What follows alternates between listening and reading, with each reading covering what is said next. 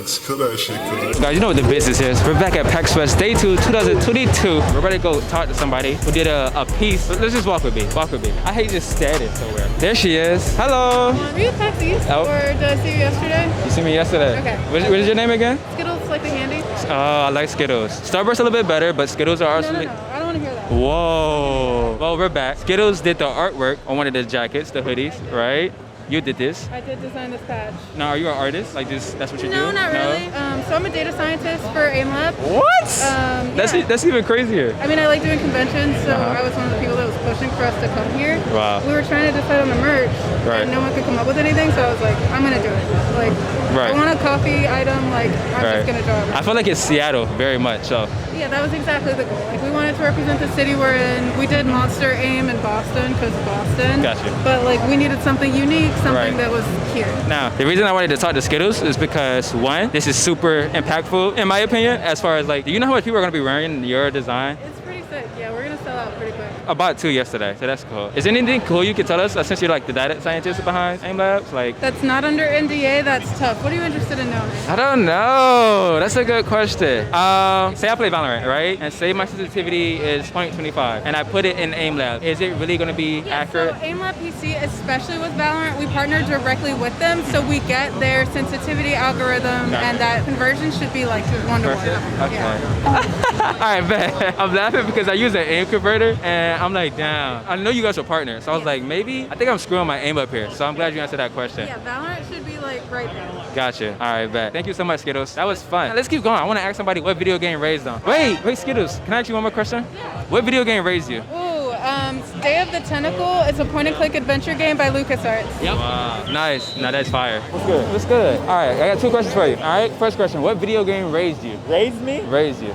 Oh, Crazy Taxi. Crazy Taxi? Dreamcast. Holy. All right, second question. You ready? Yeah. All right. Do you watch anime? Yes. Yeah? But not a lot. Okay. But I got some heavy hitters for you. Okay. Out of all the animes you watch, you can only pick 3. The rest are never made. What are the 3 animes? It'll be Psycho Pass, Attack on Titan, and Dragon Ball Z. Attack on Titan and Dragon Ball Z is all you need. Psycho Pass is my joint. I'm sorry. Psycho Pass is crazy. Okay, I gotta watch that. I haven't watched it. I haven't watched it. Ridiculous. Really? Okay, I trust you. Like, I was off anime for a while, and I sat down like 5-6 years ago and watched like some of that. I was like, that joint is wild, because anime, there's like the barriers are non-existent. Right. They deal with subject matter, and sometimes it's hard to digest, or it's digested differently when it's in live action. Yeah. You know what I mean? Your top 3 makes sense now, because Attack on Titan does the same, Dragon Ball Z technically does the same as well. Exactly. Yeah, so, thank you. I appreciate you.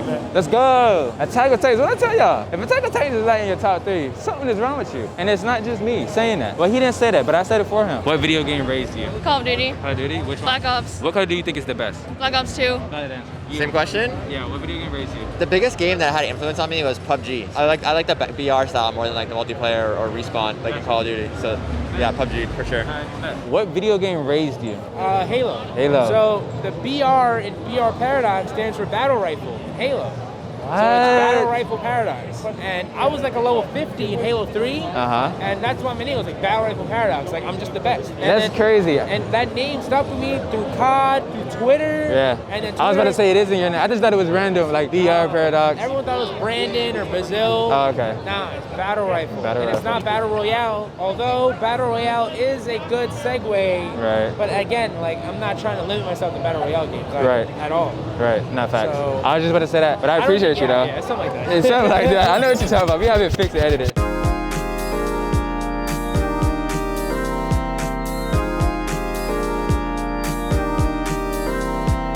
Complex has their like sneaker shows, like where people just ball out on sneakers. My man is going on a Mad Catz memory card. Do you even have a Game Boy Advance? I do. I actually do. Good. I want this. Oh yeah? What don't you want from this store? Can you afford this? I actually got money. I got a lot of money for that. Well, you know, it's good you're getting this out of your system now rather than when we're on a time crunch later in the week. No, facts, right? We gotta That go. is very true. I should get it, right?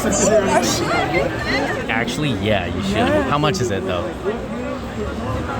I don't know. You know, Chambers out. They nerfed him. He's still kind of overpowered. Yeah, How do you feel about the busted. competition? The competition's a little stiff right now. You know, you got some really skilled Yoru plays coming out.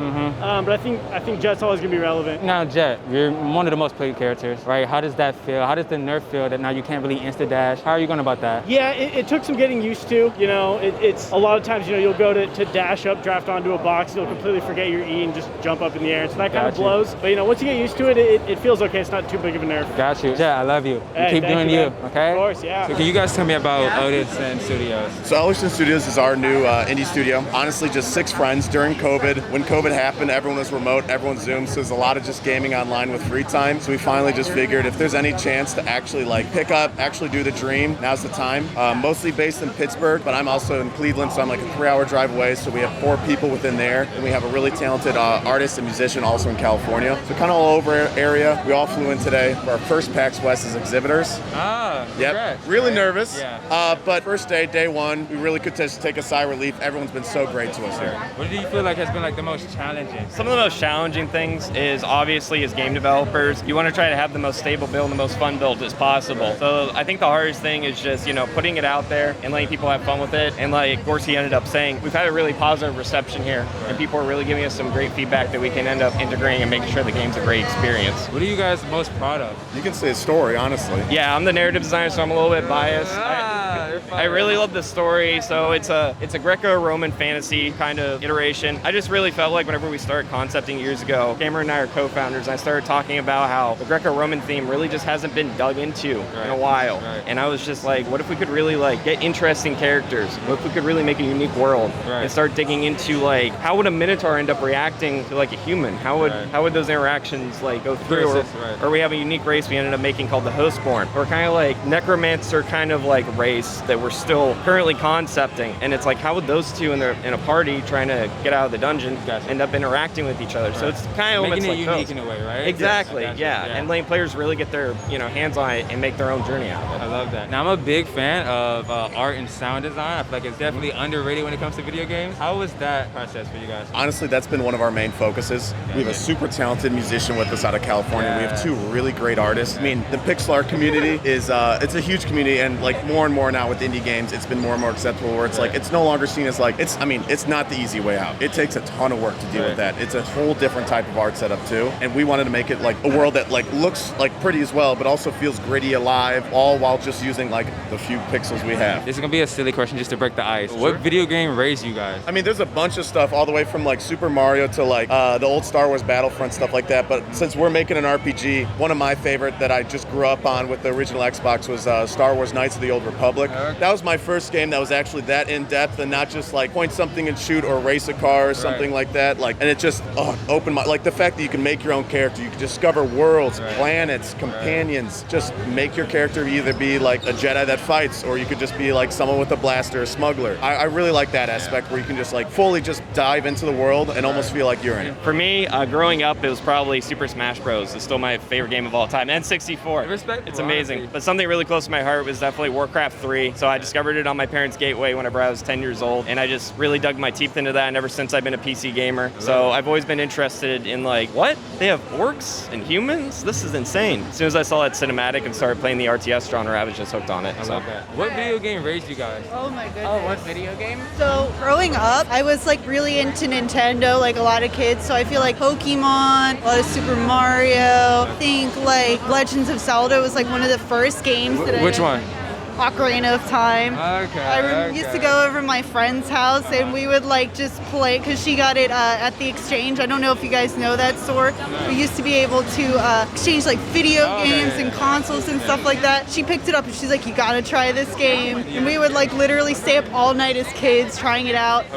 I definitely grew up with more, I started with more Nintendo games, Smash Bros. Loved Kirby, loved Sonic. Definitely was some of my favorite games to play growing up. But eventually I got an Xbox and that's when the gaming started. I've got Halo 3, I got MW2, you know, I was like, oh, hell yeah, competitive shooters, that kind of stuff. But yeah, I was all over the place when I first started, so yeah. I love that. You got together during COVID to start this project. You're all big time, long time gamers. Right. Always want to get in the industry. Making games fucking hard, right? Yeah. Yes, absolutely. Especially during COVID. A lot of people say like, hey, I've got this dream, I want to do this. Then it's doing it that's really the hard part, right? Oh, yeah. I guess like kind of what changed for you when it went from being just like a dream to starting doing it, and how do you keep going? I think what keeps me going is like the team itself and like the dream of like I want people to have this game in their hands. I want them to experience it, the world. And like I said, my team in general, they always keep me going. From the one that ends up like guiding a lot of the creative force, I would say the main purpose behind making a game should be like anything else, like painting, like writing. You should want to do it because you want to do it, not because you're going after, you know, clout, fame, money, or anything. Right. If we were about that, we wouldn't be at the point we were at, because you guys have talked to us, you know, you guys have heard, we just want to make great games. I mean, we played this game a bunch before we ended up bringing it here. It was fun as hell for us, and that's why we wanted to show, and that's why we're super passionate about it. With us being a small six-person team, we really count on each other for everything. And if someone's like sick or something, we don't want to just put pressure on them to keep the ball rolling. We want you to get better so that you can get better, like, because our whole team is just us. We don't have anyone else we can like back to or anything like that. So if we for some reason broke up, our game would fall apart. We all know that. So we got to just show everyone of respect. Everyone's kind of an equal footing. This is our CEO technically, but everyone really can bring up anything during meetings. If someone's upset with something, they can say something. If something wants to like change something or put in like, hey, maybe for the narrative or for this level we add this, everyone listens, and that's a big part. For me, definitely, coming from the artist background, you spend a lot of time honing your craft, and I did it for this specific reason. I wanted to be part of the gaming industry. I wanted to do concept art and, you know, pixel art and that kind of thing. And so, but the biggest thing is after I got this job and after I came here, you can't stop improving. Like every day I'm practicing, I'm doing my animations, I'm doing my pixel art. Every day I have to continuously improve. And these guys too. He's learning level design, we're learning like concept art and all that stuff. So you just have to keep going and keep going. Hey, Yellow, you supposed to... Oh, nice. Yeah. What? Yeah, GG. No, that's fine. I like that. Did you manage to get the flower or any, these devices that are floating there? Like, did I get any? I was able to get the, what's that? The one that looks like a Roomba. Yeah. So what does those do? Those little features? Actually, yeah, those are like the flower pot. Actually, when you throw it to the opponent, they launch, you launch them super far away. Okay. And the Roomba, actually, what it does is like it stuns the opponent. Ah. They get electrified, and they can still move very slowly, but they cannot punch you. Okay. So, it's a strategic wise, but you need to aim really well, but like, yeah. So when does this game come out? Or is it already out? Yes. Or? So we are working towards an early access on PC for 2023. Okay. So for Q1 2023. Okay. So actually that's our idea.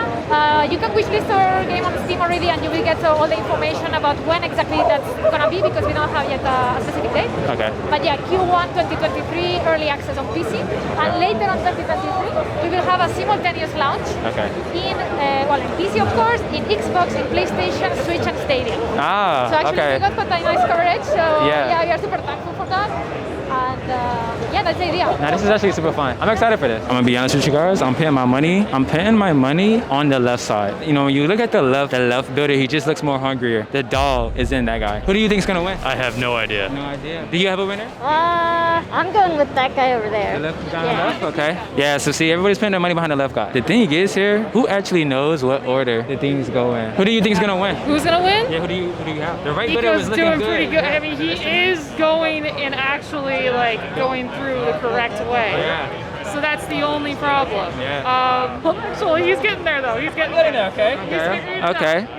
You know, I did say the left builder was gonna win. I did put that on there, right? You can be early. You can be ahead of the competition. It doesn't matter. Because at the end, the results are different. I do feel bad here, though. I do. See, first half, right guy was winning. Second half, left guy was winning. Third, it was even. We're now in the last half, the last quarter. Forgive me. What is it, Doug? Then, Yep. Nico, you won. Yeah. How do you feel? I feel like a winner. No matter what the outcome is based on her opinion, I feel like a winner. So what happened in the second half? You was winning in the first half. Second half? Second half was tough. What I will say is that my keys blended in with the mat, and I think that was a massive disadvantage for myself. Next time, I'll definitely be picking a different color keycap. Got you. Left builder, he was winning by a mile. How did you stay composed and consistent? I've done this before, and I know he cracks under pressure, so... I knew what I had to do. That's it, folks. He basically said GG easy. That's basically what he just said. It's good to see AT&T at Pax West 2022. Cloud gaming is the focus for you guys. Why focus on that? Absolutely. So we are AT&T's 5G product team for mass market. So we see cloud gaming as the #1 future-looking consumer use case for a 5G network. Cloud gaming is something that you can do a little bit of it on the 4G network today, but it doesn't quite work as well. I mean, as you'll see in the lounge later, I mean, 5G is really doing a lot to enable cloud gaming on the performance front. And so we see cloud gaming as the future of gaming and the future of the network. And so we're really leaning in hard to build a network around that. Gotcha. Some people might not understand the power of mobile. I feel like when it comes to platforms, like, you got your console game, you got your PC gaming, mobile gaming is pretty, I would say, underrated. I don't think people realize the accessibility, they're able to play a video game wherever you are, on any device as a phone, is something that we don't really appreciate as much. And so can you guys explain, like, what is cloud gaming? For the past 20, 30 plus years, the real technological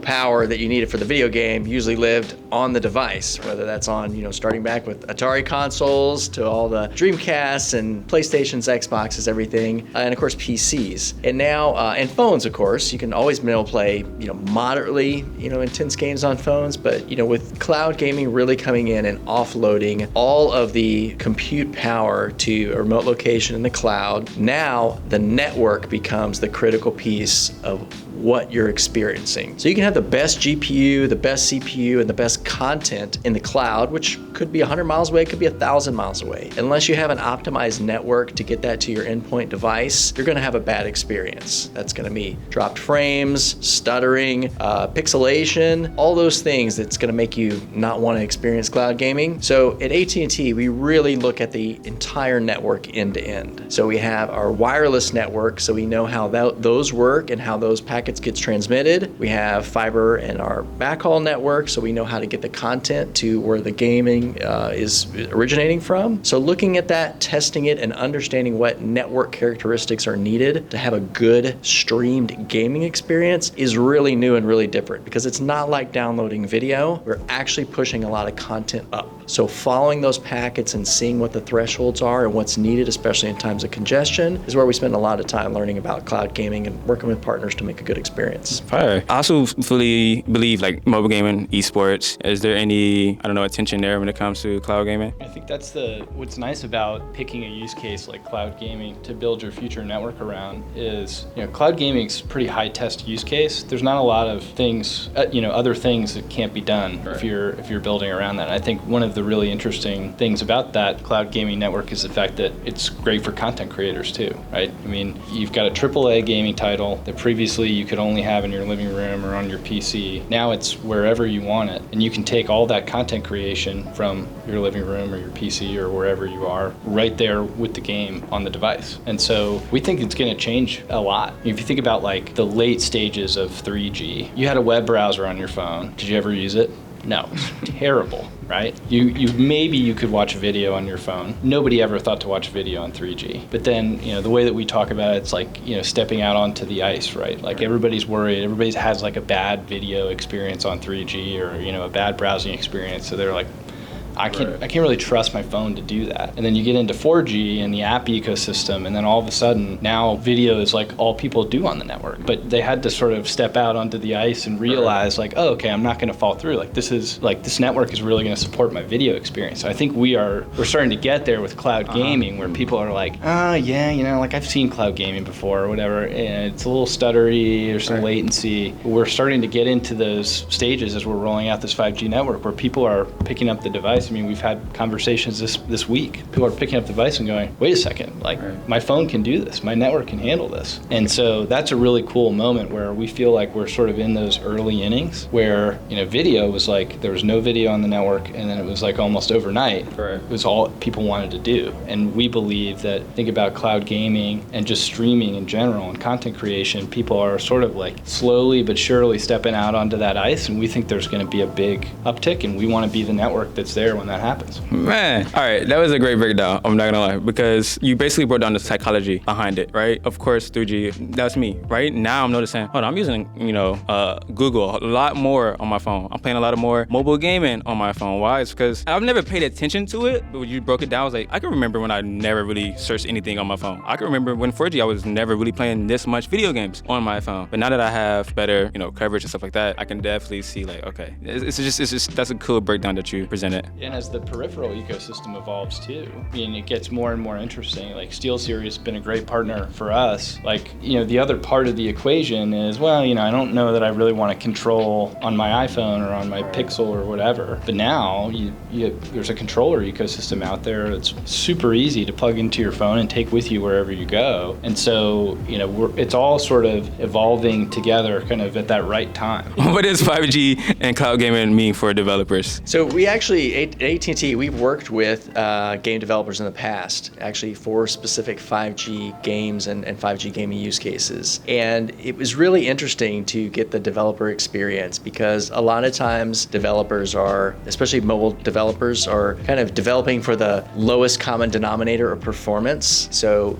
building in input lag and other things that have to do with server ping times. And so just kind of equalizing it for the people with the most fragile connection is just something they have to typically build around. So as we really work with them and understand those specific mechanics, we get to talk to them about, hey, what if our network reduced that latency by half? Or what if we're able to understand where the packets are going and how they're impacting multiple mobile devices at the same time? Can you optimize your game for not only just the graphical intensity, but the input lag intensity? So talking with them, learning about just the specific things they have to account for. If they know that their endpoint is going to be a mobile or a streamed game, we're able to kind of tweak the network and understand better their needs so they're able to deliver a better content just for everyone today. But if they really want to push the limits, this is how the network can be ready for them to do that. I know we're talking a lot about mobile gaming, but there's any interest when it comes to VR technology or anything like that? Absolutely. So,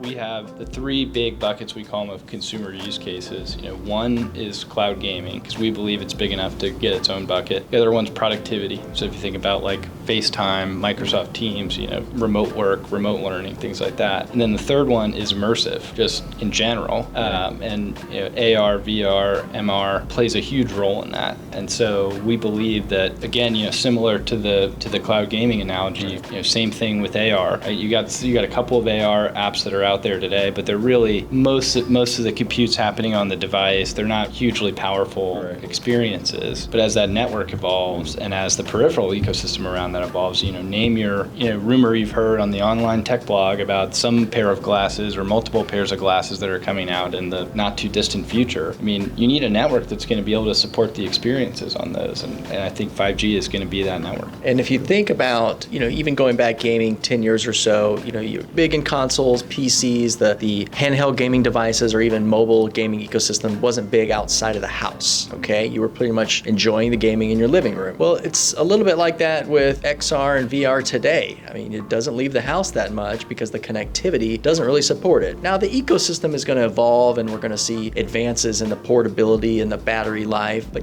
people will start moving out of the house just like they did with gaming and just kind of break down that wall of, hey, I want to have this experience wherever I'm at. It could be at Pax West, it could be at my friend's house, it could be in the backseat of a car while I'm on a trip somewhere. So the network, again, is the kind of key to making that technology real for someone, even if they don't necessarily do that today. Fire. That makes sense because I've been seeing a lot of business cards be turned into QR codes, and it's like, I don't know if we're starting to notice a shift, but a shift is happening here where it's like, we're just legit pulling our phone out, scanning it, and I have all the information that you want me to have instantly. So it's cool that you said that. And I was even thinking of like, we heard this rumor that like, imagine if you go to a restaurant and it's the AR trays instead of a menu, so you can actually see how big the portion and stuff is. That type of stuff is interesting for sure. That's a great idea. And the last question, I think it's a big question. You might think it's a funny question. What video game raised you guys? So I would say the number one game of my childhood, hands down, was definitely Legend of Zelda Majora's Mask. I mean, Ocarina of Time was cool, loved Ocarina of Time, but I think Majora's Mask is the best Zelda game, hands down, ever created. So I think that, I would say if I had to pick one game from my childhood, it would be Majora's Mask, but honestly, the game that has had the most impact on me is The Last of Us. I loved that game. That game blew blew me away. I actually did like a little mini self-guided Seattle tour this morning because Last of Us 2 takes place mostly in Seattle. That series, like what Naughty Dog did with that game was like incredible. I come from a little bit opposite end of the spectrum. I started gaming when I was real little, and in my younger days, the Atari and the Sega systems were really big. So if there's any one particular favorite of mine, honestly, may surprise you, but Galaga. Super simple game, classic, always fun. Every age can play it. It's easy for me to just quickly burn through 30 minutes of blasting. So I go back to that game, honestly, several times a week still. And that's it. Thank you guys so much.